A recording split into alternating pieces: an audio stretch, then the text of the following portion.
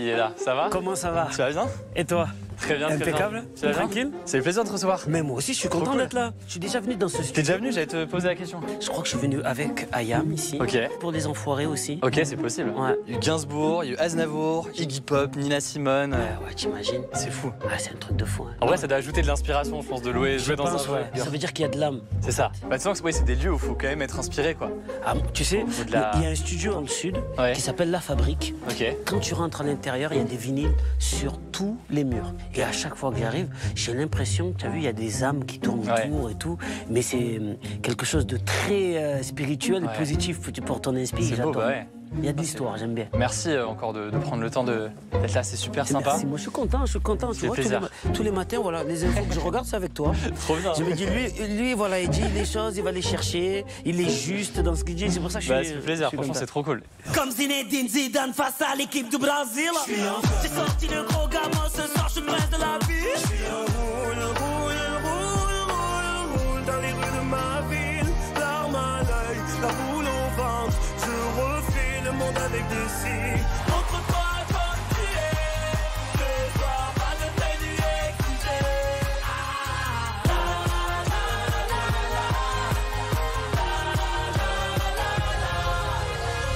Salut Soprano. Salut Hugo. Je vais quand même te présenter ou te représenter pour ceux qui ne te connaissent pas. Ton vrai nom c'est Saïd. Ouais. T'es né de parents comoriens, t'as grandi à Marseille évidemment, on aura l'occasion d'en parler.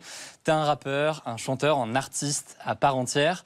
T'as rempli une fois le Stade de France, 5 fois il me semble le Stade Vélodrome, une 6e fois prévue pour 2025 et que là cette nouvelle tournée à l'occasion de ton dernier album Freedom et de la seconde partie en quelque sorte de cet album sorti là en décembre. Encore une fois, je suis ravi de te recevoir. Merci de prendre le temps. Tu connais le principe de cette interview ou pas? Oui, un peu. Je vois un peu ça, Voilà. je me rappelle. Ouais. En gros, il y a un écran ici sur lequel il va y avoir des symboles qui vont s'afficher. D'accord. Et le principe pour toi, c'est très simple. Quand tu appuies sur le buzzer à gauche, ça va arrêter cette roue de symboles sur un symbole. Et derrière, à chaque fois, ça peut être une question, ça peut être une vidéo, ça peut être un jeu qu'on va faire ensemble. Et c'est le point de départ à chaque fois de choses qu'on va voir ensemble. D'accord, vas-y. Donc c'est très simple. Donc quand tu veux, tu peux appuyer et puis on peut... On y va? Allez, on peut démarrer directement. Allez. C'est ta lame chanceuse On va sur voir. tout ça.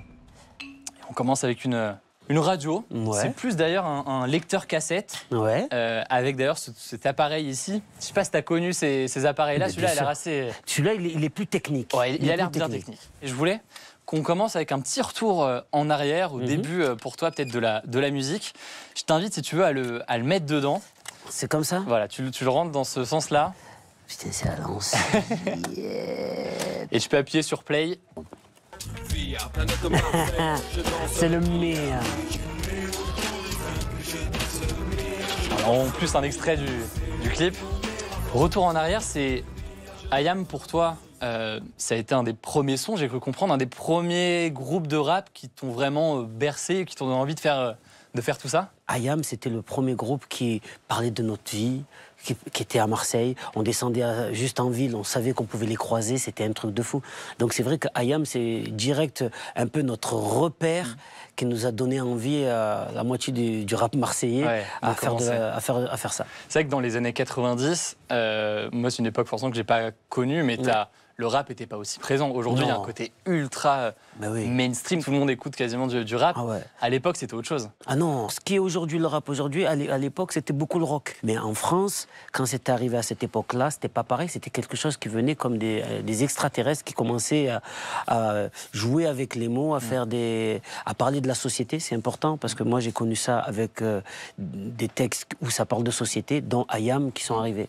Qu'est-ce qui te plaisait, toi, du coup, dans le rap, quand tu es à l'époque, tu as, je sais pas, 12-13 ans, tu commences à voir ça. Qu'est-ce qui fait que tu accroches? Tu te dis, il y a un truc pour moi, en tout cas, il y a un truc qui me plaît dans ça. Je me reconnaissais dans les mots.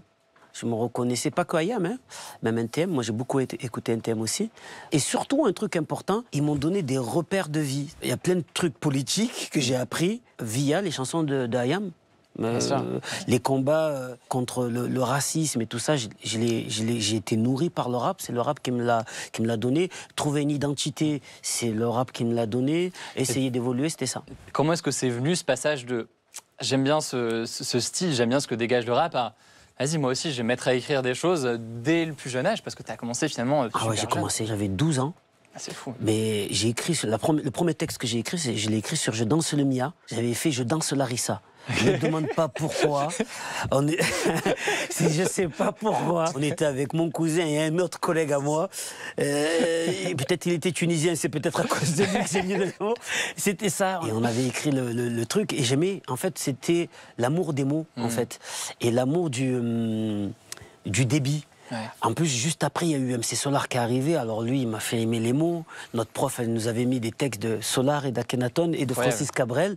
Et du coup, chaque fois, on regardait les oxymores, les métaphores, les jeux de mots, les trucs. Oh, et je me régalais. Et justement, on a une de tes profs, une de tes anciennes profs, qui nous a laissé un petit mot et qui voulait te faire passer un petit message.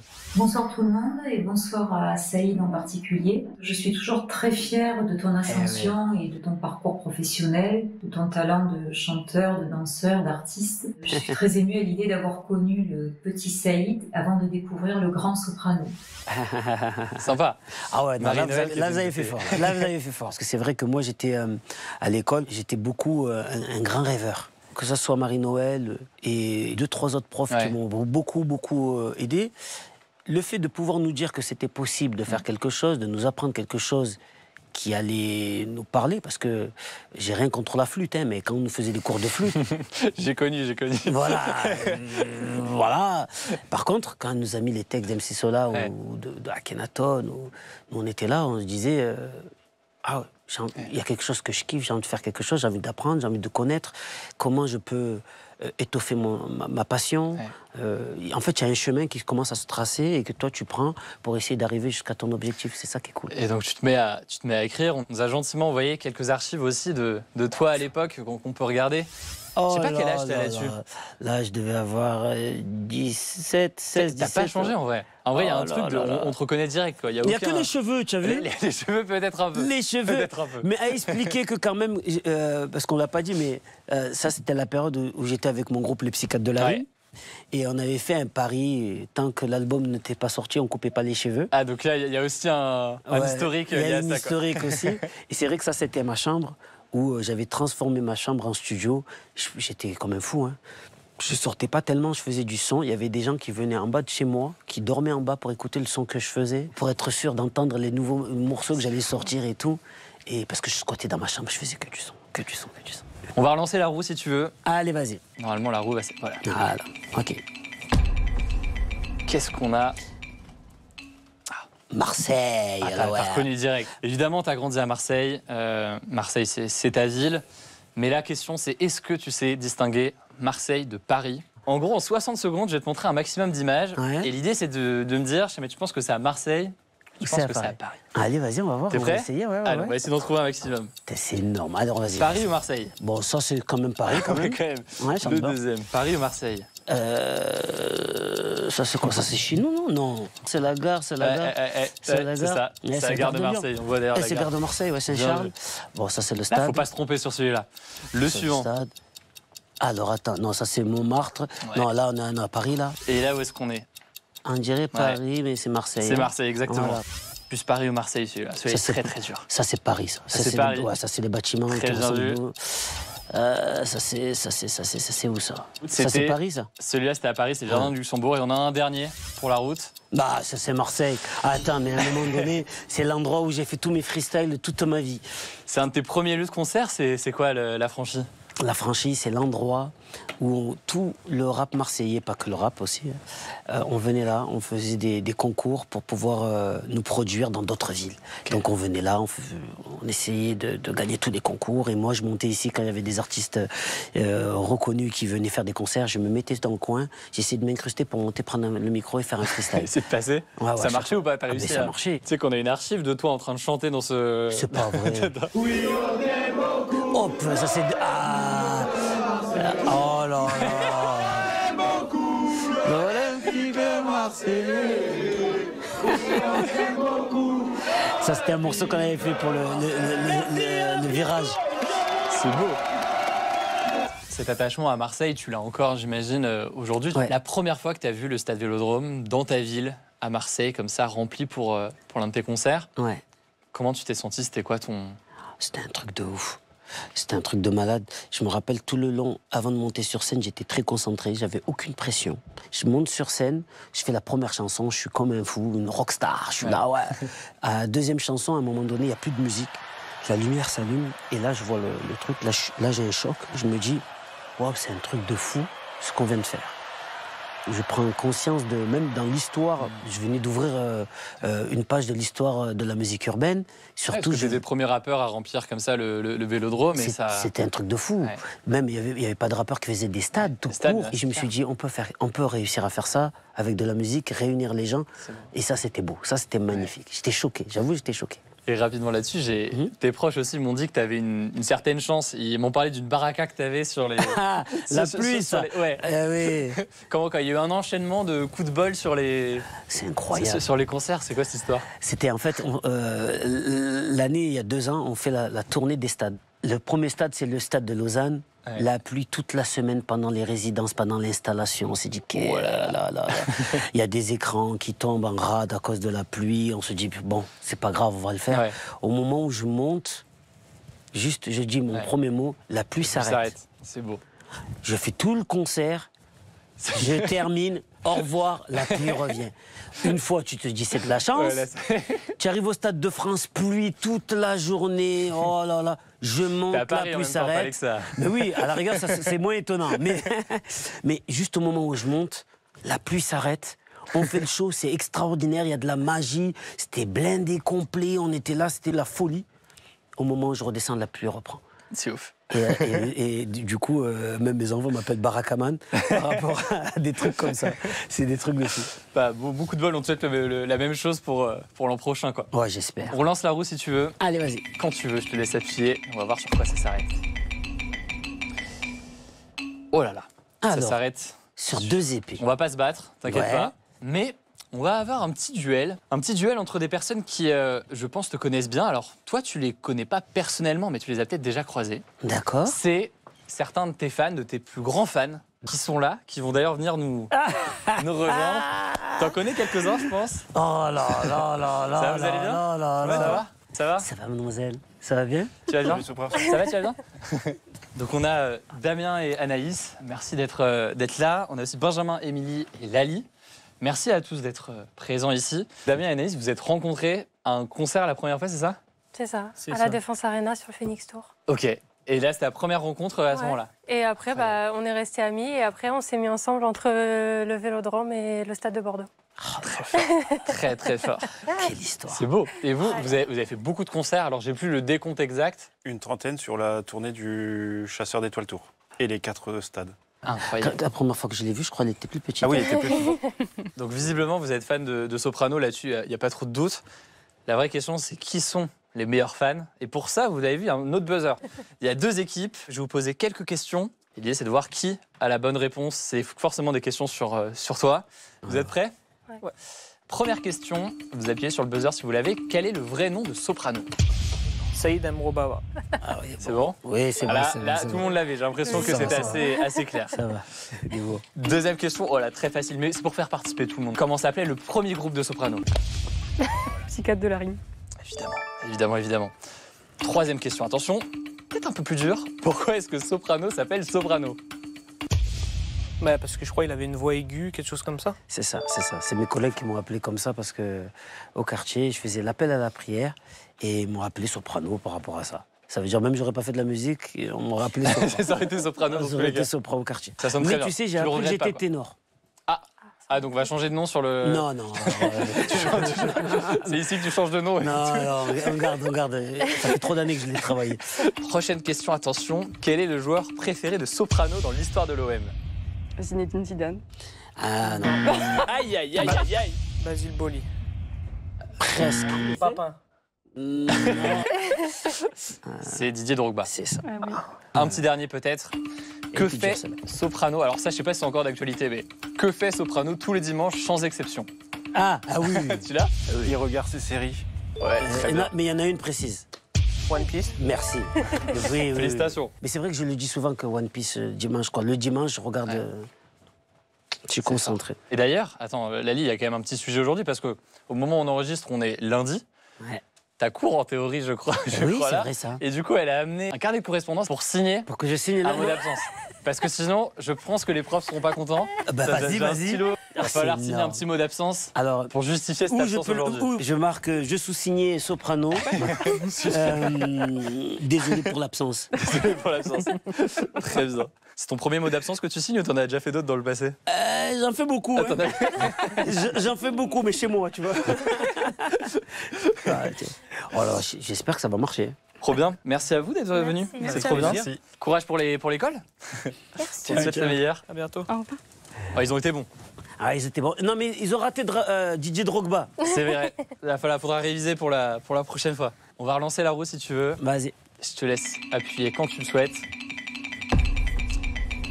On va voir sur quoi ça s'arrête. Un sablier. Pourquoi? Ouais. Eh bien parce qu'on va ressortir ce sablier. Le principe, c'est très simple. Tu as peut-être déjà vu ça. En 60 secondes, je vais te poser un maximum de questions. Ouais. Et l'idée, c'est que tu répondes oui ou non. Ou alors, que tu passes si tu veux passer parce qu'une question serait trop dure. D'accord. T'es prêt? Yes. Est-ce que Marseille, c'est la meilleure ville du monde? Oui. Le rap, c'était mieux avant. Joker. Jul, c'est le Johnny de notre époque. Oui. La musique peut-elle guérir les gens? Oui. T'écoutes tes anciens albums dans la voiture.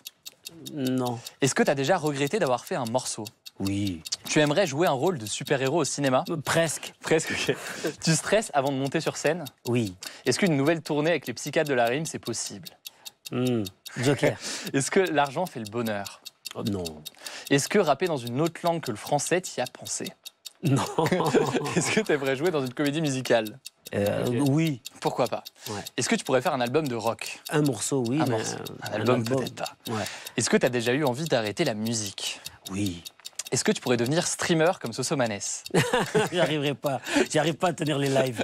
Soprano, Ouais. pas de Twitch pour l'instant. Ouais. Est-ce que l'avenir de la planète te fait peur? Oui. Est-ce que la scène, c'est mieux que le studio? Oui. Est-ce que tu pourrais faire un concert dans l'espace si c'était possible? Oui. Incroyable. Et dernière question, est-ce que Souija, c'est un groupe que tu apprécies? Ah oui. Alors celle-là. Tu sais que je n'ai pas la rêve de ce que je viens de dire. Alors je vais te Parce donner la qu'on m'a rêve. dit, pose une question sur Souija, t'inquiète. Et ça veut dire que j'allais être mort de rire. C'est le premier groupe de mon frère. Ok, De incroyable. mon frère et celui qui s'occupe de ma tournée. Et chaque fois, ils marchent dans la rue, on leur dit vous êtes trop célèbres, regardez. Et ils ont sorti un album. Et à chaque fois, on dit waouh, il y a des gens qui viennent vous voir que pour vous. Même j'ai fait leur première partie une fois pour rigoler. Oh, mais et non, chaque fois, on sort cette blague à chaque fois. C'est magnifique. Bah, faut aller écouter maintenant. Ah oui, il fallait écouter la Zouija. Allez, on va passer à la suite si Ouais, tu veux. tiens. On va relancer la roue. Hop. Quand tu veux. Alors, qu'est-ce qu'il va nous dire même? Alors, on va écouter quelque chose. Là, en l'occurrence, ça va être un de tes sons qui est dans le dernier album, Freedom. Ouais. On écoute un extrait et après, tu vas voir pourquoi. Allez, vas-y. On va en parler.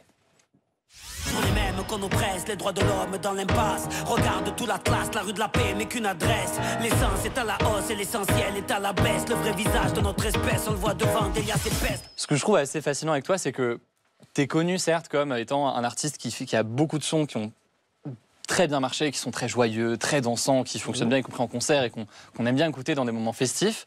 Mais tu as aussi beaucoup de sons, et y compris parfois d'ailleurs des sons qui sont festifs sur la forme, mais qui sur les paroles aussi disent beaucoup de choses. Comment est-ce que toi tu conjugues un peu les deux, ou tu fais cet équilibre, on va dire, entre cet engagement que tu as, qui est là, et ce que tu veux transmettre, et en même temps cette atmosphère aussi qui te tient à cœur? Alors là, c'est une très bonne question qu'on me pose rarement, et je suis content que tu me la poses parce que c'est un peu un travail très important pour moi de pouvoir essayer de mélanger le fond et la forme. Parce que je pense qu'il y a beaucoup de jeunes qui nous écoutent et on peut pas on peut pas fermer les yeux sur ce qui se passe, mais on est obligé aussi quand même de mettre de la joie sur quelque chose qui est un peu triste. Par exemple, sur Freedom, on a beaucoup discuté. J'étais avec Youssoupha et chaque fois, je discutais. Je disais, par exemple, ce qui se passe au Moyen-Orient, ce qui se passe en France, les élections, ce qui se passe par rapport à nos enfants, comment ils perçoivent le monde. J'en ai écrit une chanson qui s'appelle Papa dis-moi. Moi, je le dis toujours, moi, je ne m'exprime pas sur les réseaux sociaux, je m'exprime sur ma musique ou quand je suis en concert. Parce que là, je contrôle totalement ce que je dis, ce que je fais, Et là, et tu c'est fais, plus en simple. l'occurrence, Voilà. tu t'exprimes et tu prends position Là, sur je des prends sujets. position sur et des on le voit dans tes sujets, sons. ou sinon je suis sur le terrain. Il y a quand même des sons où tu vois, j'étais retombé sur un son là, donc dans Freedom, je crois que c'est dans Mes pensées, où tu dis car je mentais, t'as tout caché derrière mon sourire pour que personne ne s'inquiète. Je ne fais que mentir tandis que ma santé mentale joue à la russe roulette. C'est des mots assez forts aussi sur toi, des périodes que tu peux traverser. Mais parce que souvent, les gens, ils ont une image de moi qui est juste, qui est très souriant, très positif. Très solaire. Très solaire. Mais en général, quelqu'un qui est comme ça, c'est que derrière, il y a beaucoup de choses. Ouais. Quand je dis que je suis positif, c'est pas je suis positif un bisounours. Au contraire, on l'entend dans mes chansons, je suis quelqu'un de très engagé et qui a des idées tranchées sur plein de sujets, nuancés aussi, mais quand même, j'essaie d'être... Bien sûr. Parce que je suis un être humain, je suis touché par les choses qui se passent. Quand on a entendu ma chanson sur je me rappelle sur Freedom tout à l'heure, tu as stoppé pile poil deux phrases après. Juste après, oui. Bam, je parlais du FN. Ouais. Il y a des gens, ils étaient surpris. Mais toute ma vie, toute ma carrière, oui, j'étais contre le. C'était pas la première fois que tu parlais du Rassemblement National. Et puis toute ma carrière. Et c'est vrai que quand j'appelle un album Cosmopolitanie, c'est un album contre le racisme. Ça veut dire toutes les couleurs ensemble. Et quand justement je me bats pour essayer de réunir les gens, c'est pas pour vendre plus de disques, c'est parce que socialement c'est important. C'est un message quand j'arrive au stade de Vélodrome ou au stade de France ou les autres stades et que je vois des gens des quartiers pauvres, des quartiers riches et des gens qui sont peut-être de telle ou telle religion, ils sont ensemble et ils font la fête, j'ai gagné. En fait, c'est là où j'ai battu le Front National. C'est là où j'ai battu toutes les idées extrêmes. Comme les JO cet été. Cet été, les JO ont prouvé qu'on pouvait être ensemble, faire c'était magnifique. Et c'est pour ça que c'est pour ce truc-là que moi je me bats. C'est pour ça que j'essaie d'avoir cette image-là, d'écrire des chansons engagées avec un positivisme extrême pour qu'on puisse se dire que c'est possible. On ne peut pas laisser à la jeunesse un combat perdu d'avance. On ne peut pas laisser ça aux plus jeunes. On peut faire quelque chose de bien. Il y a tout ce que tu évoques dans tes sons. Et il y a aussi, j'imagine, une envie de transmettre l'amour des mots, l'amour de ce jeu comme ça, du langage. C'est trop beau. La langue française, elle est magnifique. On peut, avec une phrase, décrire tellement d'émotions. Et ça, c'est ce que j'aime, moi, dans l'écriture, dans la plume. Et c'est ce que j'aimerais transmettre aux générations qui suivent, quoi. Et justement, dans l'écriture, il y a un exercice dans lequel tu es bon. C'est l'exercice d'impro. Ah oui, j'adore ça. Et pour ça, il y a quelqu'un, pas n'importe qui va nous rejoindre, qui normalement est dans le coin. Il est là. Tête. Salut, ça va bien? Ça va bien. Très bien. Ça va? Oh Camille, ça va quoi? Ça va, purée, faire des surprises comme ça. Ah purée. Vous connaissez, hein, je pense que c'est évident. Il y a pas c'est un de mes musiciens sur scène qui me fait des pièges tous les concerts, justement, avec sa guitare pour que je parte en impro. Et ben là, on a quelques mots pour toi. Ah ouais? On va voir ici. Alors, on en a mis quelques-uns, tu te saisis de ce que tu veux. Tu vois, il y a un peu de tout qui sont liés à l'interview qu'on vient de faire. Tu pioches dedans. Après, je sais pas du tout qu'est-ce qu'il va faire. Des fois, ils m'ont fait des surprises. Ils m'ont fait faire des impros sur Mario, Tetris. Attention, je ne sais pas ce que ça va donner. On va voir avec tous les mots qu'il y a là. On va essayer de faire un couplet. Je vais essayer. On va essayer. Allez. Il y a mon poteau Camille qui est venu me faire une surprise. Je vais essayer d'être plus électrique quand on branche à une prise. Je sais pas, les mots vont sortir avec le mot face cachée. Sopran Baba est venu représenter son album qui s'appelle Liberté, Freedom. Regarde un peu quand je continue à rapper jusqu'au Vélodrome qui arrive bientôt. Dédicacé à Hugo qui est arrivé, qui m'a invité dans ce magnifique studio. Je vais essayer de représenter avec ma casquette. Tout à l'heure j'ai appuyé, il y avait une cassette. Ça me rappelle mon daron, mon père. Sopran Baba toujours en train de te montrer qu'il est fier de pouvoir représenter tous les gens qui ont un cœur. Mais t'inquiète pas, aujourd'hui, je vois rouge comme ce buzzer qui est à côté de moi. Sopran Baba, toujours en train de représenter ma ville chez moi. Je sais pas si j'ai oublié un mot, mais je vais continuer. Sopran, toujours être dans les temps comme le sablier. Regarde un peu comment cette impro, je l'ai plié avec mon pote Hugo et la télé. Bah, oh là là là là, c'est fort, franchement. J'ai oublié le crayon. Ah non, mais même, on s'en fout. On s'en fout, t'as oublié un mot, mais c'est incroyable. Voilà. Ah non, c'est très fort. Ah merci. Mais c'est Camille. Très très beau son. Voilà. 30 ans de musique et en impro, c'est un talent comme ça, donc bravo. Et merci Sopra d'être venu. Merci Hugo, ouais, franchement merci, j'adore.